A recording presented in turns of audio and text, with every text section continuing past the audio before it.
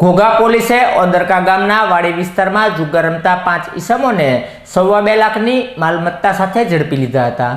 Ghogha police મથકનો staff પેટ્રોલિંગમાં હતો તે વેળાએ બાતમી મળી હતી કે ઓદરકા ગામની સીમમાં જયવંતસિંહ ઉર્ફે જયુભા ગોહિલ તેમની વાડીમાં 12થી માણસો બોલાવી જુગાર રમી રહ્યા છે। જે બાતમીના આધારે પોલીસે રેડ કરી જયવંતસિંહ ગોહિલ, ઝવેરભાઈ ભાણાભાઈ સાખત, પ્રફુલ્લકુમાર અનંતરાય ધાનક, ચેતનભાઈ ગણેશભાઈ ભલગામિયા અને દિનેશભાઈ મોહનભાઈ ચૌહાણને રોકડા રૂપિયા 1,09,730 તેમજ કાર મળી કુલ રૂપિયા 2,09,730ના મુદ્દામાલ સાથે ઝડપી લઈ પોલીસે જરૂરી કાર્યવાહી હાથ ધરી હતી।